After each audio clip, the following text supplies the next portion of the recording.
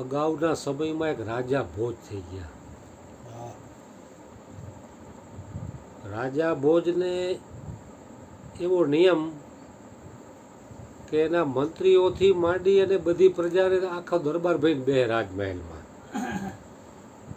જ્ઞાન ચર્ચા કરવાની, પ્રશ્નોત્તરી, કે મારા રાજ્યમાં રહેલી પ્રજાનું જ્ઞાન તેજ થવું જોઈએ, આવો એનો નિયમ.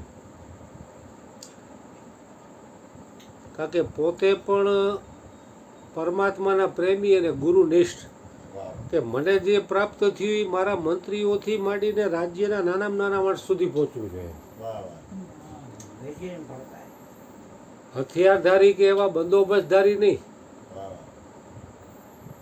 કોઈ જટાધારી, કોઈ દાઢીધારી, કમંડળધારી, પંડિતો, વિદ્વાનો, જ્ઞાનીઓની સભા, એકબીજા પ્રશ્ન કરે એનો ઉત્તર દેવાનો, જેથી આવેલા શ્રોતાઓની બુદ્ધિ તેજ થાય. એમાં એકવાર એક પ્રશ્ન થયો કે સાચું અમૃત ક્યાં છે? એટલે બધાને જવાબ દેવાની છૂટ હોય. એમાં ઘણા લોકો કહે અપ્સરાઓના હોઠમાં અમૃત છે. તો કે અપ્સરાઓના હોઠમાં અમૃત હોય તો સવારે ઉઠે ત્યારે તો એ દુર્ગંધ મારતું હોય બધું.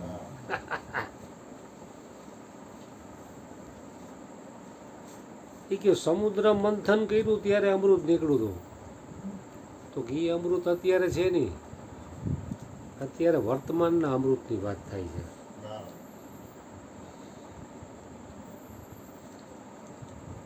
આવી રીતે અમૃત ઉપર ઘણા સવાલોના જવાબો પ્રજાએ આપ્યા. રાજા ભોજ કે હજી મને ઘૂરડો ઉતરતો નથી, આ જવાબ બરોબર મને હૃદયમાં બેસતો નથી. કંઈક હૃદયમાં ટાઢક થાય એવો જવાબ આપે તો હું કહું હા બરોબર છે. કાંઈક ખખડજત સાધુ હતા એ બોલ્યા. એ કે સાચું અમૃત છે ને સંતોની વાણીમાં છુપાયેલું છે. એના અધરા અમૃત, સંતોની વાણી રહી ને એમાં સાચું અમૃત છુપાયેલું છે. કારણ કે સંતોની વાણી એની ખુદની નથી હોતી.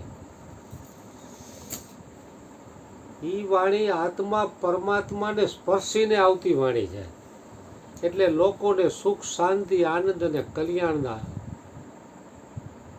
આનંદના ધોધ વાયા છે, ફુવારા ઉડે છે આનંદના. પછી રાજા ભોજકી હવે મને ટાઢક થઈ, આ જવાબ કંઈક યોગ્ય છે. અત્યાર સુધી મને શાંતિ નથી થતી. કારણ કે અગાઉના રાજા મહારાજાઓ પણ પોતાના પ્રજાના કલ્યાણ માટે આવી સભાઓ ભરીને બેસતા એમ. એટલે હરેક વ્યક્તિએ પોતપોતાની રીતે, જે સજ્જન પુરુષો છે એ પોતપોતાની રીતે એની શક્તિ પ્રમાણે લોકોનું કલ્યાણ કરતા જ હોય છે, ભાવોની શક્તિ પ્રમાણે. પણ હરિગુરુ સંતો જે કલ્યાણ કરી શકે એ તો સર્વશ્રેષ્ઠ કલ્યાણ છે. એનાથી આ બધા કલ્યાણ ઉતરતા ગણાય. કારણ કે હરિગુરુ સંતોએ જે સત્સંગ દ્વારા કલ્યાણ કર્યું છે આખા બ્રહ્માંડના લોકોનું, જીવ માત્રનું, એનાથી લગે એવું બીજું કલ્યાણ એ કંઈ નથી.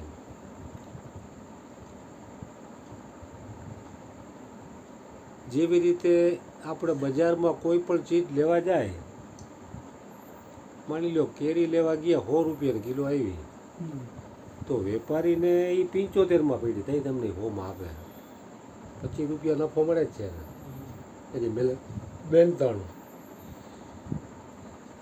એવી રીતે કોઈ પણ ચીજ તમે લેવા જાઓ, આપણે જે મૂલ્ય ચૂકવી છે એટલી એની કિંમત નથી હોતી.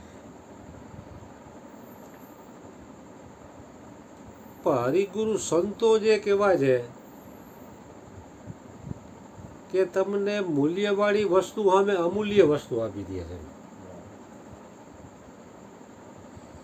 તન મન ધન છે એ કઈ રહેવા વાળું તો છે નહીં. આમ જોઈ તો એનું કોઈ મૂલ્ય જ નથી. એક એક ક્ષણે મૃત્યુ તરફ જઈ રહ્યું છે.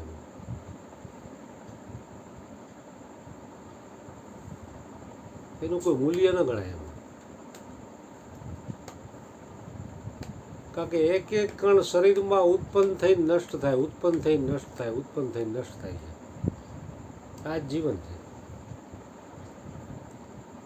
પણ મહાપુરુષો એવા દયાળુ દિલના દેવતા છે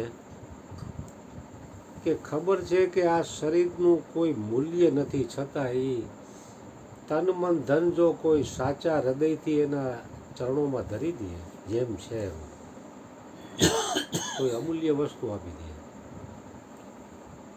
માથા હાટે માલ જેને કહેવામાં આવે. વસ્તુ અમૂલિક દી મેરે સતગુરુ કૃપા કર અપનાયો પાયો જી मैंने राम रतन धन पायो. એટલે મહાપુરુષો જેવા સજ્જનો બીજા કોઈ છે નહીં. કારણ કે અમૂલ્ય વસ્તુ, નાશવંત વસ્તુની સામે અમૂલ્ય વસ્તુ આપી દે છે. એટલે હરિગુરુ સંતોનો મહિમા જેટલો ગાય એટલો ઓછો છે.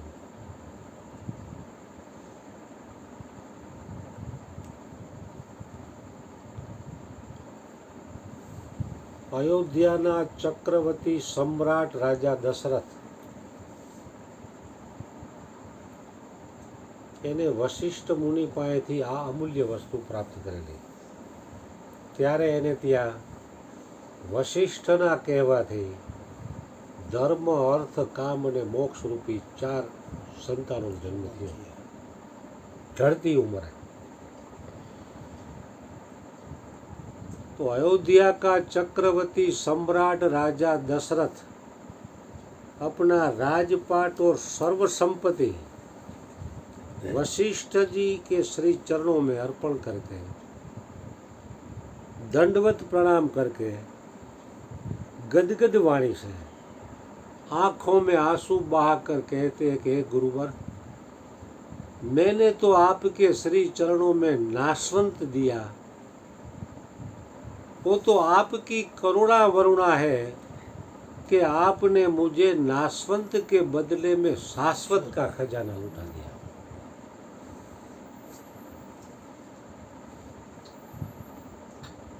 એટલે શાશ્વત વસ્તુ હરિગુરુ સંતો સિવાય કોઈ આપી ન શકે. જગતના લોકો કોઈ રાજી થાય તો તમને નાશવંત વસ્તુ દે, એ ઘડી બે ઘડી માટે તમે સુખ લઈ શકો, પછી પાછા હતા એ નહીં. આ તો અખંડ સુખ આપવાવાળી વસ્તુ. એક વખત એ સુખ મળ્યા પછી એને સુખ લેવું ન પડે, એવું અખંડ સુખ એમાંથી મળે રાખે. અને એ તમે કોઈને કહી પણ ન શકો. જો જાને વહી પહેચાને, ये बात कही नहीं जावत है.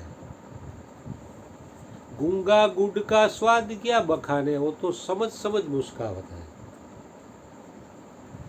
એટલે આ વસ્તુ એવી છે કે કોઈને કહી શકાતી નથી, અનુભવ કરાવી શકાય પણ એનું વર્ણન થઈ શકે નહીં. એવી અમૂલ્ય ભેટ છે હરિગુરુ સંતોની. એ જીવ માત્રમાં છુપાયેલી છે, પણ જીવને એ ખબર નથી.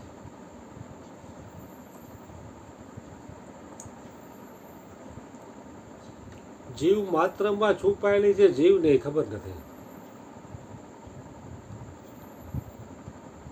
એ તો હરિગુરુ સંતોની જો કરુણા કૃપા થાય તો એ ત્યાંથી જેવી છે એવી મળે, પ્રાપ્ત થઈ શકે. સહેજોબાઈ કરીને એક મહાન સંત થઈ ગયા.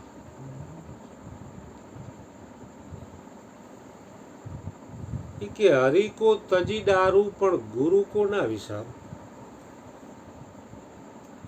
हरि ने मुझे जन्म दियो, भवसागर में भटकायो, मुझથી आप છુપાયો, वो तो गुरु ने करुणा वरुणा की के मुझे आप दिखायो, हरि को तजी डारू पण गुरु को न विसारू. તો એને આ એના ગુરુ પાસેથી અમૂલ્ય વસ્તુ પ્રાપ્ત થઈ, તો એને વાણી દ્વારા એનું વર્ણન કર્યું. કારણ કે આ વસ્તુ એવી છે, મત કરો વર્ણન હર બેઅંત હે, ન જાણે એવો કેસો હે.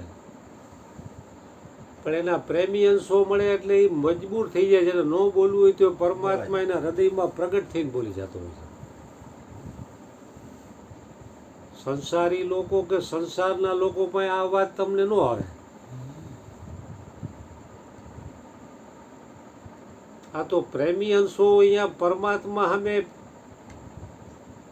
પ્રેમથી પ્રગટ થઈને જ બોલી જતો હોય. બાપુએ કીધું બોલવા વાળો બધાનો બાપ છે, એનાથી કાંઈ અજાણ્યું નથી.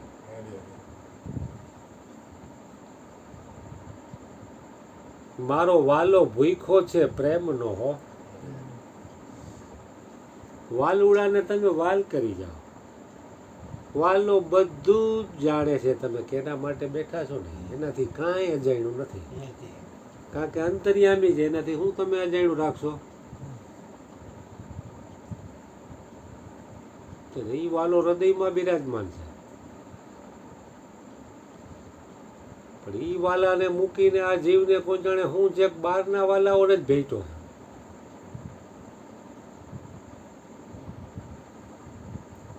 24 કલાક ભેગો છે એને જ વ્યક્તિ ભૂલે છે. જે ભૂલવાનું છે એ ભૂલતો નથી, અને યાદ રાખવાનું છે એ યાદ રાખતો નથી આ જીવ.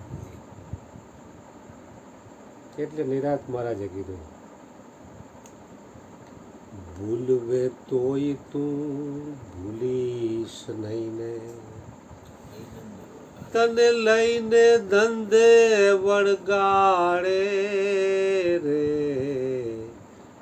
કરતા હરતા ઈ છે સ્વામી, કરતા હરતા ઈ છે સ્વામી, મારો સતગુરુ કરે તેમ થાવે રે, રામ સમરી લે તારે કાંઈ ફિકર નહીં, તારા સબ દુખડા મટી જાવે રે, રામ સમરી લે તો તારે કાંઈ ફિકર નહીં. એટલે પરમાત્મા હૃદયમાં જ બિરાજમાન છે. હરિગુરુ સંતો જો કૃપા કરે તો ત્યાંથી એ વસ્તુ મળે તેવી રહે. જેવી રીતે હરણની નાભીમાં જ કસ્તુરી છે, છતાં એને ખબર નથી. એને એવી ભ્રાંતિ થાય છે કે બહારથી ખુશ્બુ આવે, એટલે જ્યાં આવે ત્યાં એની જગ્યા છોડી અને બહાર ઘાસમાં મોઢા નાખે, એમાં કાં કોઈ પારાધીના બાણથી વિંધાઈ જાય, અને કાં કોઈ ડાલામાં તો સિંહ આવીને એનો શિકાર કરતા રહે. હવે એ તો 4 પગવાળું પશુ છે એટલે એને કદાચ ખબર ન હોય. મનુષ્યને તો ખબર હોવી જોઈએ ને. મનુષ્યને તો પરમાત્મા વિશેષ બુદ્ધિ આપી છે. તો મનુષ્ય પણ આઈથે આ વસ્તુને જાણી શકતું નથી. હરિગુરુ સંતોની જો કૃપા મળે તો જ આ વસ્તુ જેમ છે એમ સમજાય અને ઓળખાય, નહીંતર આ વસ્તુ દુર્લભ છે. દુર્લભ વસ્તુ સહેજમાં પડી છે. તો હરિગુરુનો સંગ થતા સહેજ છે. હરિગુરુનો સંગ જો ન હોય તો દુર્લભ વસ્તુ નજીકમાં પડ્યા હોવા છતાં પણ તમારાથી ઘણી છેટી જાય.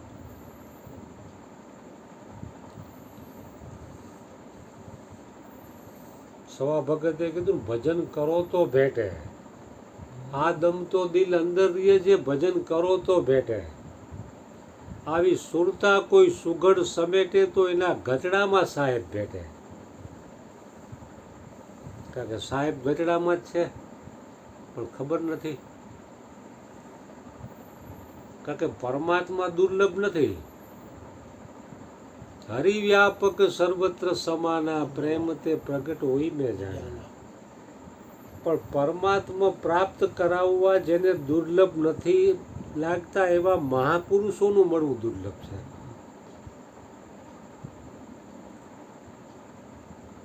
પરમાત્મા હરેક જગ્યાએ છે,